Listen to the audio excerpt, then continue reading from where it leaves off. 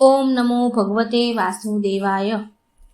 મોહિની એકાદશીની વ્રતકથા, પૂજાવિધિ, પારણા સમય, મોહિની એકાદશી 18 તારીખે છે કે 19 તારીખે, એ બધું જ આપણે આ વિડીયોમાં સાંભળીશું। ઓમ નમો ભગવતે વાસુદેવાય। મિત્રો, આજે આપણે જાણીશું વૈશાખ માસની સુદ પક્ષની એકાદશી ક્યારે છે, તેનું શું મહત્વ છે, શું કથા છે તથા વ્રત ક્યારે કરવાનું છે, શુભ મુહૂર્ત પારણા ક્યારે કરવાના છે અને આ દિવસે કરવાની પૂજાનો સમય જાણીશું।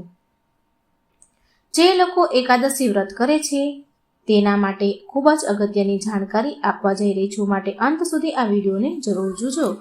તો મિત્રો, એવું કહેવાય છે કે જ્યારે દેવ અને દાનવો વચ્ચે સમુદ્ર મંથન થયું હતું ત્યારે તેમાંથી એક અમૃત ભર્યો કળશ પણ નીકળ્યો હતો કે જેને મેળવવા માટે દેવ અને દાનવ વચ્ચે યુદ્ધ થયું હતું, અને આ યુદ્ધને શાંત કરવા માટે ભગવાન શ્રી વિષ્ણુએ વૈશાખ માસની શુક્લ પક્ષની એકાદશી મોહિની સ્વરૂપ ધારણ કર્યું હતું અને દેવતાઓને કળશ સોંપી દીધો હતો અને તેમને અમૃત પાન કરાવ્યું હતું। માટે આપણે કહી શકીએ કે આ ઘટનાને લઈને વૈશાખ માસની સુદ પક્ષની એકાદશીને મોહિની એકાદશીના નામથી ઓળખાય છે। ધાર્મિક દ્રષ્ટિકોણથી પણ આ વ્રતનું વિશેષ મહત્વ છે, કેમ કે આ એકાદશી તિથિ અને વ્રતનું વર્ણન મહાભારત કાળમાં ભગવાન શ્રી કૃષ્ણએ ધર્મરાજા યુધિષ્ઠિર અને અર્જુનને જણાવ્યું હતું।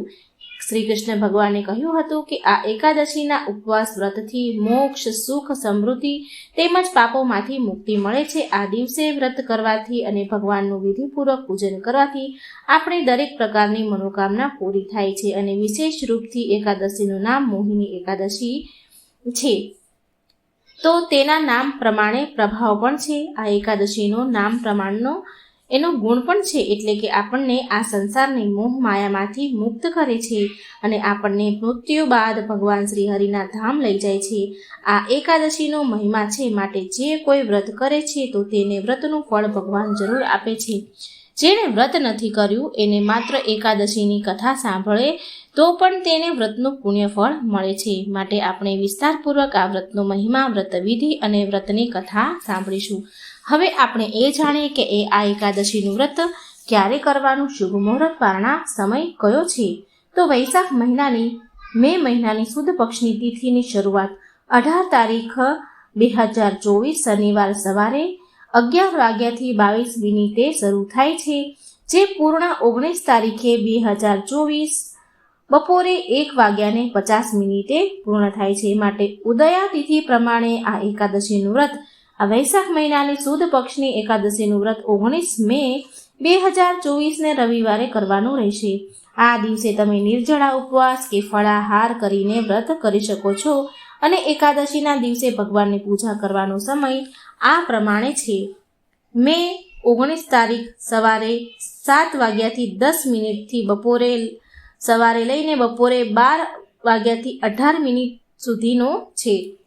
19 તારીખે સવારે 7 વાગ્યાથી 10 મિનિટથી લઈને બપોરે 12 વાગ્યાથી 18 મિનિટ સુધીનો સમય પૂજાનો સમય છે, જે સમયે ભગવાનની પૂજા કરવાની રહેશે। અને જો આ વ્રતના પારણા વિશે વાત કરીએ તો એકાદશીના બીજા દિવસે એટલે કે બારસના દિવસે વ્રતના પારણા કરવામાં આવે છે।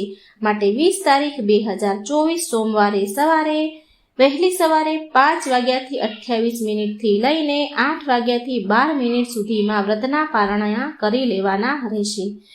એવું કહેવાય છે કે આપણે વ્રત તો નિયમોનું પાલન કરીને કરીએ છીએ, પરંતુ જો પારણા સાચા સમયે ન કરવામાં આવે તો વ્રતનું પુણ્ય ફળ મળતું નથી। મિત્રો, આ વ્રતના પારણા વિશે દ્વાદશીની કથા, વ્રતના પારણાનો મહિમા ભગવાન શ્રી કૃષ્ણએ એક કુંભારને સંભળાવી હતી, વ્રતના પારણાનું મહત્વ સમજાવ્યું હતું। મિત્રો, આ દ્વાદશીની કથા જે કુંભારને કહી હતી શ્રી કૃષ્ણએ, એ મારી ચેનલમાં છે, તમે જઈને જોઈ લેજો અને એ વ્રત કથાની પારણાની કથા પણ સાંભળી લેજો, દ્વાદશીની કથા।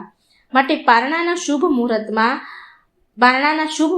પારણા જરૂર કરી લેવા જોઈએ, તો જ આપણે એકાદશીનું પુણ્ય ફળ આપણને પૂરેપૂરું મળે છે। તો મિત્રો, આપણે એકાદશીની વ્રત કથા બધી જ માહિતી જાણી લીધી છે। પૂજા વિધિનો સમય, વ્રતની તારીખ, પારણા સમય સમસ્ત જણાવી દીધું છે મેં તમને।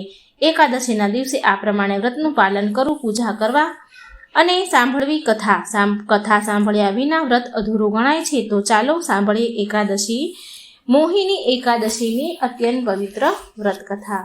સંત લોકો કહે છે કે કંઠી નિર્વા તુલસી વ્રત કરા એકાદશી, એટલે કે આપણે કંઠમાં તુલસીની માળા ધારણ કરવી જોઈએ તથા એકાદશીના વ્રતને શ્રદ્ધાપૂર્વક પાલન કરવું જોઈએ. આટલું જ નહીં, પણ સંત એવું પણ કહે છે કે જ્યાં નાહી નેમ એકાદશી વ્રત જાણા વે તે પ્રેત સર્વલોકી, એટલે કે મનુષ્ય નિયમપૂર્વક એકાદશી વ્રતનું પાલન નથી કરતા તો એને પ્રેત જ સમજવામાં આવે છે, એને પ્રેત જ સમજવો જોઈએ.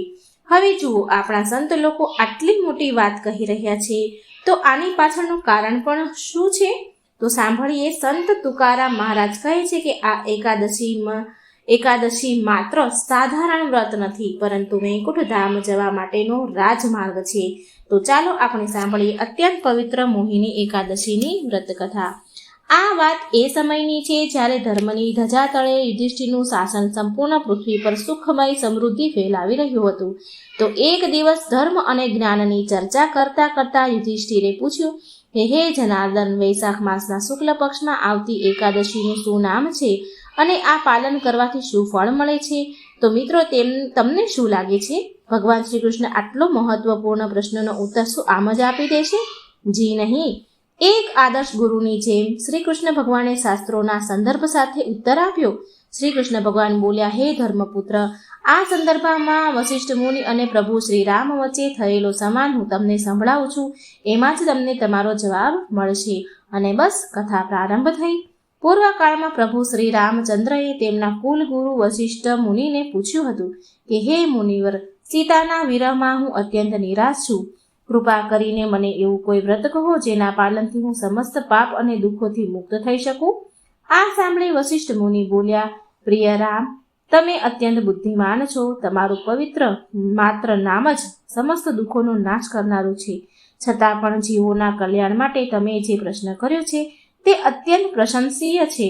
વૈશાખ માસની શુક્લ પક્ષની આવવાવાળી મોહિની એકાદશી અત્યંત મંગળકારી છે, જેના પાલનથી વ્યક્તિ સમસ્ત ભૌતિક કલેશથી મુક્ત થઈ જાય છે. હવે તમે આ વિષય પર એક પૌરાણિક કથા શ્રવણ કરો. સાંભળો.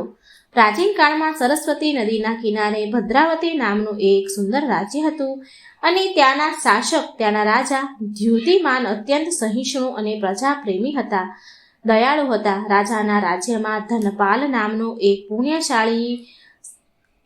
પુણ્યશાળી વ્યક્તિ રહેતો હતો. વૈષ્ણવ જન હતો. તેના પરિવાર સાથે રહેતો હતો. તેમના નામને સાર્થક કરવા તેણે અનેક ધર્મશાળા, બગીચા, વિદ્યાલય, શાળાઓ, પાણીની પરબ, ભગવાન શ્રી વિષ્ણુના મંદિર બનાવ્યા હતા. આ પરોપકારી વૈષ્ણવના પાંચ પુત્ર હતા.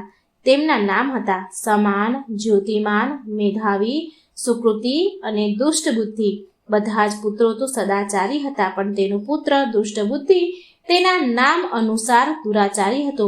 નિષ્પાપ પશુ હત્યા, માંસ ભક્ષણ, મદિરાપાન, ચોરી, જુગાર વગેરે બધી જ ખરાબ પ્રવૃત્તિઓ, ખરાબ આદતો તેની અંદર હતી. એ કોઈ પણ બ્રાહ્મણ, સાધુ, સંત, વડીલ, મોટા લોકોને માન સન્માન આપે નહીં અને ના તો કોઈ પ્રકારના ધર્મનું પાલન કરે, અને ઉપરથી તેના પિતાની સંપત્તિને આંધળા ધૂતની જેમ વેડફતો હતો. હવે એક દિવસ એવું થયું કે તેના પિતાએ દુષ્ટ બુદ્ધિને ખુલ્લેઆમ ચાર રસ્તા પર કોઈ વેશ્યા સાથે ખભા પર હાથ મૂકીને જતા જોઈ લીધો, અને એ જ દિવસે ધનપાલે તેના પુત્રને ઘરથી અને સંપત્તિથી બહાર કાઢી મૂક્યો. હવે જુઓ, જે બુદ્ધિ એકવાર મલિન થઈ જાય છે, બગડી જાય છે, તે એટલી સરળતાથી શુદ્ધ નથી થતી. તો બસ આવી જ રીતે દુષ્ટ બુદ્ધિ પણ ઘરેથી નીકળી ગયો, પણ માનો કે એને વધારે કંઈ ફરક ન પડ્યો. તેણે તેની ખરાબ આદતો યથાવત ચાલુ રાખી. રાજાના સૈનિકોએ તો એકવાર એને પકડી પણ લીધો, પણ તેના પિતાની પ્રતિષ્ઠા એ તેને બચાવી લીધો. પણ હવે તો દુષ્ટ બુદ્ધિએ બધી જ હદો પાર કરી દીધી હતી. એટલે અંતે રાજાએ દુષ્ટ બુદ્ધિને રાજ્યમાંથી બહાર કાઢી મૂક્યો. હવે એ જંગલમાં ભટકવા લાગ્યો. બધા જ મિત્રો તો રાજ્યમાં છૂટી ગયા હતા અને જે ધન હતું એ પણ સમાપ્ત થઈ ગયું હતું. તો બસ હવે તેણે જંગલમાં પ્રાણીઓનું કાચું માંસ ખાવાનું શરૂ કર્યું. પણ એ હંમેશા દુઃખી રહેતો. તેના પાપ કર્મનો ઘડો એટલો બધો ભરાઈ ગયો હતો કે બસ માનો કે એ ફૂટવાનો જ હતો. અને થયું પણ કંઈક આવું જ. એક દિવસ ભટકતા ભટકતા દુષ્ટ બુદ્ધિ કૌંડિન્ય મુનિના આશ્રમમાં આવી ચડ્યું. હવે એ કૌંડિન્ય ઋષિ ગંગા સ્નાન કરીને હજી હમણાં જ આશ્રમમાં આવ્યા હતા. તો એમના કપડામાંથી પડેલા અમુક ગંગાજળના ટીપા દુષ્ટ બુદ્ધિ ઉપર પડી ગયા. અને પછી એ થયું જે ઇતિહાસમાં થતું આવ્યું છે.